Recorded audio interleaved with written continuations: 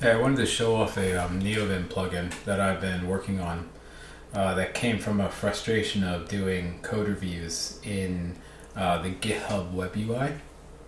My biggest frustrations with that is really like not having the code around locally, like on my system.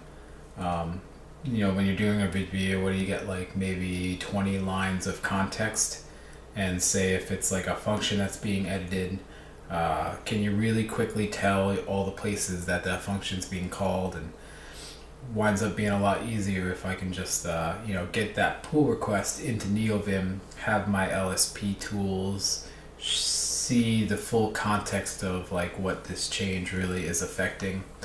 If there's any kind of like local development environment associated with the Git repository, I want to be able to run that code, test it out, and play with it before we merge it, into the main branch.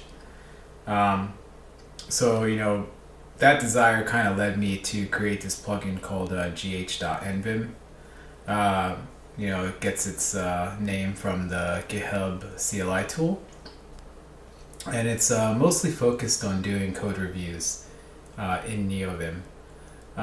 So when you open up a PR in neovim, we basically use the Git tool to go and fetch the remote, pull the code locally, and check out the branch that's being requested to merge in the pull request itself.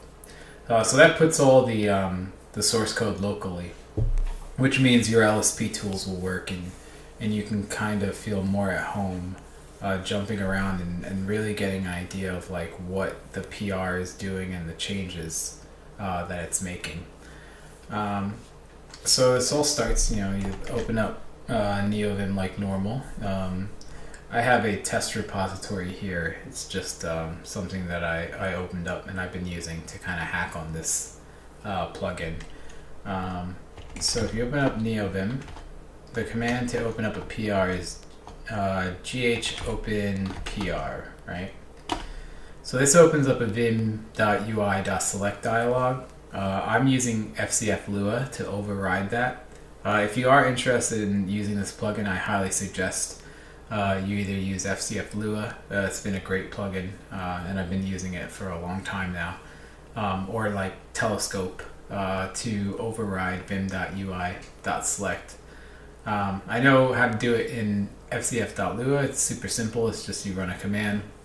I'm not too familiar with Telescope, but I mean Telescope does like everything, so I'm pretty sure you just ask on Reddit or Google it, and I'm sure you can find a way to wire up vim.ui.select into Telescope. I'm way too lazy to implement any kind of like fuzzy searching into this plugin, so you'll probably want to find something to make those menus kind of like nice to work with. If you don't override it, then you'll just see it in the status bar, and you'll get like the only problem is you might see like 100 PRs in that status bar. It's like not really scalable, so I suggest doing something like that. So after this dialog opens, you can hit enter, and it opens up the pull request. You do a large API call to grab a bunch of data, and this first area you see is the kind of the analogy of like that first page you see when you open up a pull request on GitHub. It has like the title here, and it has the body, and then this is what I've been calling like a conversation buffer around the documentation. And it's a bunch of messages, and this buffer is not editable until you come down into this area, and then you can type freely. And then we can submit a comment here. You just type a message, and then you hit Control S to submit it, and then we write it to the API, and then the buffer refreshes. Similarly, if you have your cursor over a comment, you can hit Control A for some actions here. We can delete that comment that we just created, and we can react, let's say hooray. Oh, whoops. type too quick sometimes. Let's say hooray, and then we'll add the reactions because people love emojis. So yeah, so this is a conversation buffer, and this is the front page of your PR. So now if we move over to the right, this is the panel. This is probably what you'll interface with the most if you're using this plugin. You'll notice that we have a little notification up here on the root node of this tree. And that's telling us, there's a new comment that we just wrote. And if you ever want to get back to that pull request page, you can just hit enter at that root node. So this is just a big tree of data. This uses my other plugin, gh.nvim, which is more of like a library that I've been using to build other plugins. Light call tree and file tree and symbol tree, they're all written with light.nvim, and it just kind of gives me like a base to work off of. And everything in light.nvim is really modeled like a giant tree. So this is just a big tree of data. And you can collapse the nodes and open the nodes like the other light plugins. So you'll have some details here, pretty self-explanatory stuff. And then you'll have a list of commits. And the way I typically do code reviews is commit-wise. I rarely look at the whole pull request at once. I typically work via work from commit to commit to commit, and then look at the changes. And that's kind of what this plugin is designed to do. I really don't find other ways of doing code review that useful. So the first edition of this is just kind of like a commit-wise code review tool. And then you have conversations, which is really just shortcuts, which are just going to jump you to areas of the code where people have written comments about and that you should probably go look at and address. So this little comment area, by default, if you hit D, you'll get details, and that kind of gives you the commit message.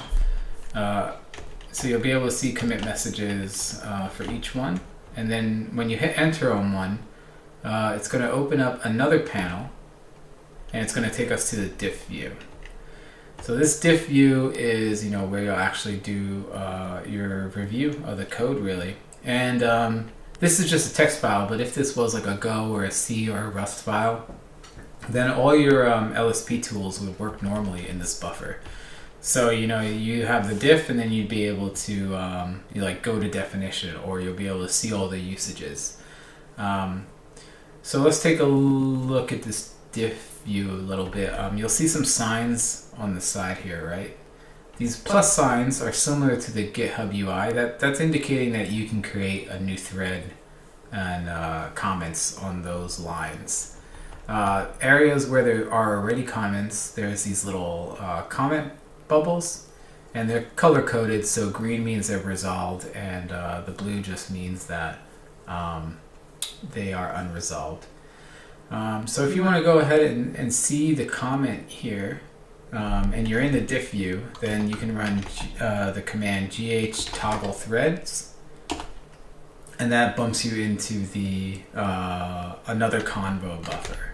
This convo buffer works exactly like the other one, except that there's another command that you can run to resolve and unresolve the thread. So this is kind of nice, if you're working through a code review and your code, your PR is being reviewed, and you're working through and you're looking at people's comments, then you can kind of look at each comment. You can hack on the code because it's quite literally sitting on your file system right now.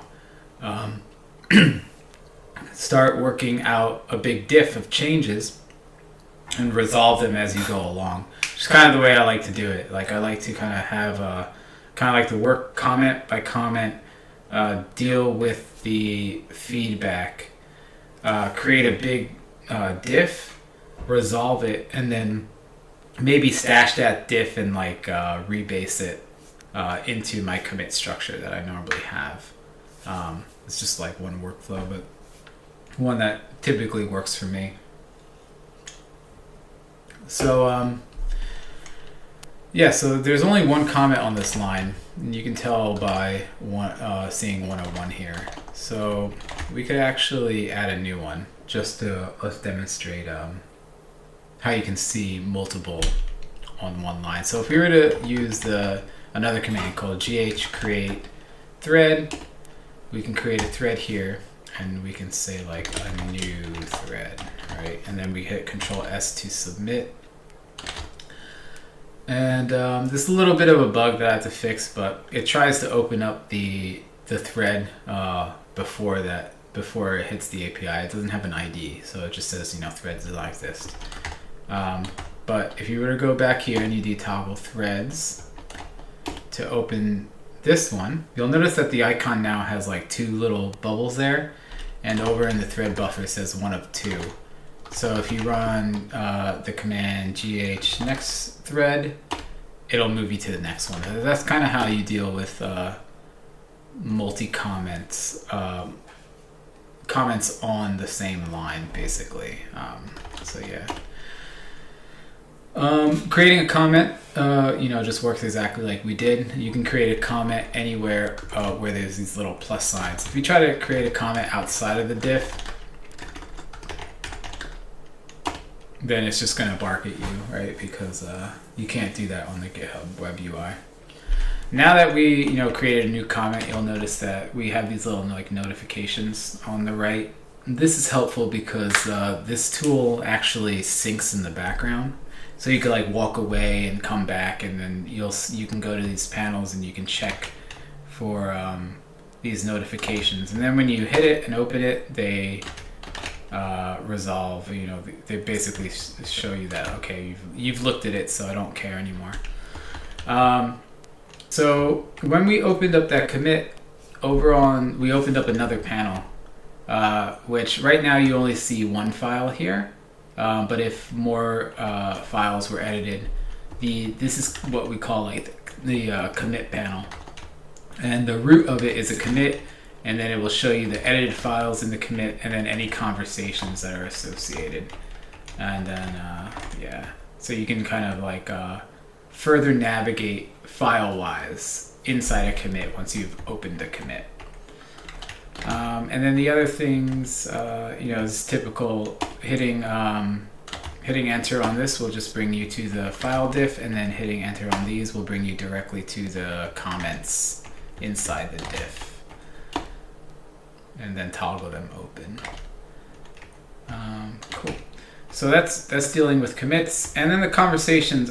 Like I said before, this is really just shortcuts to kind of hop you over to areas of the code where people have commented on that you might want to take a look at. Cool. So that's kind of like looking at comments on your PR. We also support like doing review. So if you do GitHub start review, gh start review command, this will create a review and basically put our plugin in review status. So you'll notice here we have this new area called reviews, and we have a little pencil indicating like like this is all pending. So we opened up a review and it's a pending review. So similarly to the GitHub web UI, any comment we make now will be a pending comment. So let's create a thread here. A pending review comment, right? So let's submit that. And then what you'll notice here is that we have a new notification of a message, right? So you hit that, and then the message that we have actually has this little pencil on it indicating that this is a draft, a pending comment within a review. It's kind of written here too. So you can, just like the GitHub web UI, you can build up a bunch of pending comments, and then you can run GitHub the gh submit review, or you can just cancel or delete the review altogether and just dump any kind of messages that you've created. So that's doing a review, and then that's a large portion. I think that's pretty much the gist of what's supported right now. Let me just think. I guess one other cool thing is like if you want to go back, I mentioned this before, if you want to go back to the main PR page, then you go to the top here to the root of the PR and you hit enter. And then we've also implemented these previews of anything with a hash number, right? So this is like the Web UI 2. And yeah, so this is a preview of, number 1 is a pull request issue. Number 2 is an actual issue. And then by default, the command GD, or the keys GD, will open that for viewing. And then you can just view the issue right here. And similarly, you can view this pull request as an issue. The GitHub API kind of really doesn't differentiate between a pull request and an issue. So you can actually treat pull requests as issue buffers, these convo buffers too. So this doesn't open the PR or anything. This will just kind of let you act on the PR comments as if it was an issue, which I thought was kind of funny, but it's just the way the GitHub API works out. Cool. And then, yeah, so that's references. There's some omni-complete stuff. So if you do @ and then hit omni-complete, it'll look at like any collaborators on the repository and give you some completion information. Similarly, if you did a hash and then this does, there's some completion information that we grab from the API, and that's just baked into OmniFunc. So whatever shortcuts you have for the OmniFunc, it's set as a buffer local option here. So it won't, it'll only work in this buffer. And then I guess the last thing is that because this plugin is written with the Light framework, it also integrates with all the other Light plugins. So if I was to open up, the file tree plugin, it's just going to pop itself right into this panel, because that's kind of the deal with Light, is that, it's kind of trying to implement like a unified panel, like you'll see in VS Code or something like that. And they all work together. So just similarly, if I did like GitHub pop out PR, you can pop out things into little pop out windows, which was a feature of Light nvim for a little while. So like you can just use the file browser plugin as if just integrates into the side like any other thing. So with the call tree plugin and anything else. So yeah, that's about it. I hope you have fun like playing around with it and fishing out some bugs. It's still really new. It's probably broken in a lot of ways. So, but yeah, it's been super productive for me and just like a lot of fun to hack on. So enjoy.